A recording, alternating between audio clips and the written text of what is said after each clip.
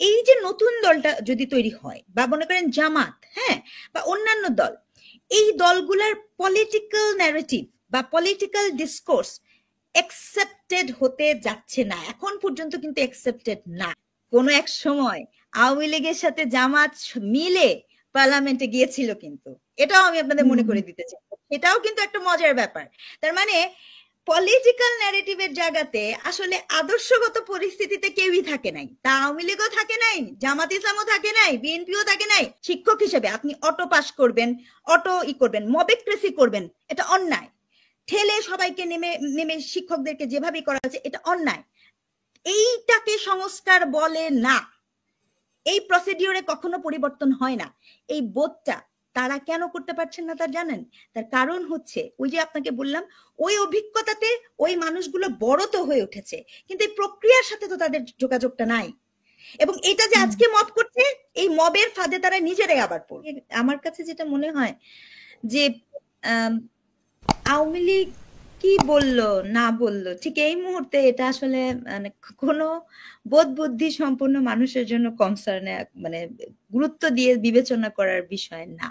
এটা আমি একদম নিরপেক্ষভাবে বলতে চাই। কারণ হচ্ছে কি, আওয়ামী লীগের এই দীর্ঘদিন তো এই ক্ষমতায় তারা ছিলেন, এবং যে পদ্ধতিতে তারা ক্ষমতা থেকে বিদায় নিলেন এটা কিন্তু ভীষণ দুঃখজনক। আমি মানে আওয়ামী লীগের যেই হিস্ট্রি বাংলাদেশের মুক্তিযুদ্ধের সাথে কানেক্টেড করা, তাদের পার্টিসিপেশন, সেই জায়গা থেকে যে প্রক্রিয়াতে তারা গণতন্ত্রকে একেবারে ডেমলিশ করেছে, সেই জায়গাটা থেকে যেভাবে তারা বিদায় নিয়েছে, এখন তারা কি বলছে না বলছে তাদের অবস্থা চিন্তা করেন না কেন? আপনার সাথে আমি অনেকবার বলেছি, তখন জুলাই ছিল না, কিন্তু আমি বলেছিলাম যে আওয়ামী লীগেরও যদি মানে গণতন্ত্র জোটের একটা সুবিধা কি জানেন, যে তারও যে একটা লিডারশিপ, সেটা তো পরবর্তী উত্তরসূরি তৈরি করতে হয়, নেতা তৈরি হতে দিতে হয়, ওই সেটাই তো নাই, ওখানেই তো ভ্যাকুয়াম আছে। তো সেগুলোর জন্য উনি কখনো কখনো আপনি দেখেন না, হঠাৎ করে কিছু অডিও ক্লিপ ফাঁস হয়, সেগুলো আবার না, ইত্যাদি ইত্যাদি।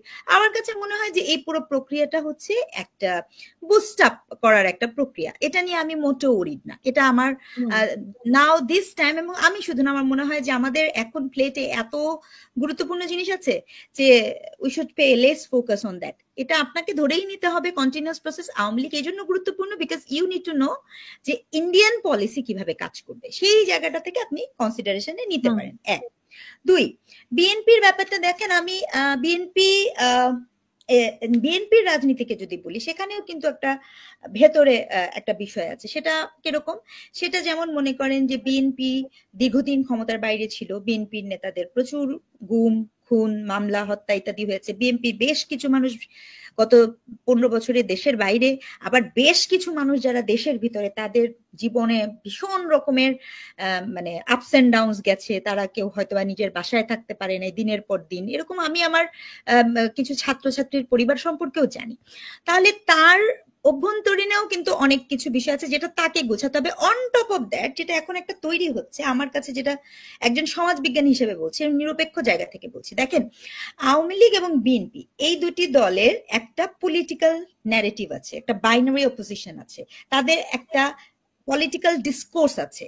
কিন্তু এই যে নতুন দলটা যদি তৈরি হয় বা মনে করেন জামাত, হ্যাঁ, বা অন্যান্য দল, এই দলগুলার পলিটিক্যাল ন্যারেটিভ বা পলিটিক্যাল ডিসকোর্স অ্যাকসেপ্টেড হতে যাচ্ছে না, এখন পর্যন্ত কিন্তু অ্যাকসেপ্টেড না। এটা শুনতে যতই খারাপ লাগুক, নতুন যে পার্টি আছে তার তো মাত্র তৈরি হবে, কিন্তু অন্যান্য ক্ষেত্রে কি হচ্ছে, আপনি যখন ওই একপাক্ষিক হয়ে যাবেন কোনো রাজনীতিতে, যদি একটা পক্ষ নিয়ে আপনি রাজনীতি করেন, তখন আপনি মেজরিটি অফ পিপুল, ম্যাস পিপুলের সাথে কানেক্ট করতে পারবেন না।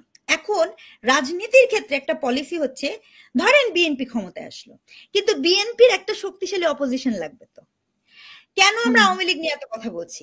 আওয়ামী লীগ নিয়ে আমাদের কথাই কেন কেন কেন ছিল? কারণ আওয়ামী লীগের কোনো শক্তিশালী অপোজিশন ছিল না। একজন শিক্ষক হিসেবে আমি কি চাবো? আমি অবশ্যই মনে করি যে যে কোনো পার্টিরই একটা শক্তিশালী বিরোধী দল থাকা উচিত, সে যে দল হোক না কেন, এক্স ওয়াই জেড, আমার তাতে কিছু যায় আসে না। এই জায়গাটা একটা ভ্যাকুয়াম তৈরি হয়েছে, এবং আমার কাছে মনে হচ্ছে একটা একটা মেরুকরণ হতেই পারে পলিটিক্যাল আন্ডারস্ট্যান্ডিং। আমার কাছে এটাও মনে হয় কখনো কখনো আমি যখন পড়ি আমার কাছে মনে হয় হয়তো বা জামাত ইসলাম ভাবছে যে সে যদি এই শিক্ষার্থীদের যে দলটি আছে, নতুন যে দলটি হবে বলে আমরা শুনছি, এরকম কোন দলের সাথে সে যদি অ্যাসিমিলেশন করে ফেলতে পারে তাহলে জামাতের একটা আপলিফট হবে যে সে একটা প্রধান বিরোধী দলের যোগ্যতা অর্জন করবে, যা কিনা সে কখনো করে নাই।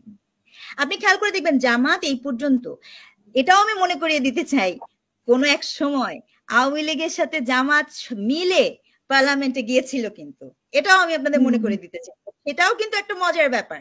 তার মানে পলিটিক্যাল ন্যারেটিভের জায়গাতে আসলে আদর্শগত পরিস্থিতিতে কেউই থাকে নাই। তা আওয়ামী লীগও থাকে নাই, জামাত ইসলামও থাকে নাই, বিএনপিও থাকে নাই। আর খুব দুঃখ নিয়ে বলতে হচ্ছে যে আমার যে ছাত্ররা তারা যে জায়গায় যেতে চাচ্ছেন বা যাচ্ছেন সে জায়গায় আমি তাদেরকে যেভাবে দেখতে পাচ্ছি এভাবে আমি তাদেরকে দেখতে চাই না। এটা আমি একদম নির্দ্বিধায় বলতে চাই। কারণ আমি আপনাকে বলেছি ছাত্ররা অনেক হোপের জায়গা, বাংলাদেশের হিস্ট্রির সাথে তাদের কানেকশন আছে, যতবার পড়েছে বিপদে বাংলাদেশ এই শিক্ষার্থীরা তাদেরকে উদ্ধার করেছে। কিন্তু আমি এটা খুব স্পষ্ট করে বলতে চাই যে দেখুন, যে মানুষের জীবনের অভিজ্ঞতার একটা গুরুত্বপূর্ণ আছে, এটাও সত্যি। আমাদের একটা গবেষণা হয়, দেখেন ওই যে স্ট্রিট চিলড্রেন যারা থাকে বুঝছেন, ওই বাচ্চাগুলো না তার বয়স হতে পারে 5 থেকে 10 বছর, কিন্তু সে জীবনকে এত কাছে থেকে দেখে যে তার জীবনের যে অভিজ্ঞতা, তার যে জীবন সম্পর্কে জ্ঞান, সেই জ্ঞান কিন্তু অনেক সময় আমাদের চারপাশে 30-40 বছরের মানুষের থেকেও সে ম্যাচিউর আচরণ করে। তো এই যে এই আন্দোলনটা, মানে এই যে গণঅভ্যুত্থানটা, এই গণঅভ্যুত্থানটা এই ছাত্রদের, এই ছাত্রীদের, এই শিক্ষার্থীদের এই ধরনের একটা অভিজ্ঞতা দিয়েছে যে তারা হঠাৎ করে বড় হয়ে গেছে। কারণ এই যে গ্রুপটা আন্দোলন করেছে তাদের কিন্তু একা এই আন্দোলনটা করেনি, তারা কিন্তু নিরাপদ সড়ক আন্দোলন করেছে, তাদের মধ্যে অনেকেই পাবেন, এর আগের কোটা আন্দোলন করেছে। তো তারা বড় হয়েছে, ফাইন, কিন্তু তারা বড় হওয়ার অর্থ কিন্তু সকল ছাত্র বড় হওয়া না। যখন এই 25 তারিখে বা আপনার 5 তারিখে এটা হলো, তারপরে যে আপনার ওই ইন্টারমিডিয়েট পরীক্ষা দেব না, এই যে বায়নাটা নিয়ে তারা বসছিল, তখন শিক্ষার্থীদের উচিত ছিল এটাকে স্টপ করা, তারা করে নাই, তারা এটাকে থামান নাই। এটা ঠিক না, এটা অন্যায়। শিক্ষক হিসেবে আপনি অটো পাস করবেন, অটো করবেন, মবেক্রেসি করবেন, এটা অন্যায়। ঠেলে সবাইকে নেমে শিক্ষকদেরকে যেভাবে করা হয়েছে এটা অন্যায়। এইটাকে সংস্কার বলে না। এই প্রসিডিওরে কখনো পরিবর্তন হয় না। এই বোধটা তারা কেন করতে পারছেন না তার জানেন? তার কারণ হচ্ছে ওই যে আপনাকে বললাম, ওই অভিজ্ঞতাতে ওই মানুষগুলো বড় তো হয়ে উঠেছে, কিন্তু এই প্রক্রিয়ার সাথে তো তাদের যোগাযোগটা নাই। এবং এটা যে আজকে মব করছে, এই মবের ফাঁদে তারা নিজেরাই আবার পড়বে, তারাই পড়বে। এটা খুব ব্যাড প্র্যাকটিস হচ্ছে।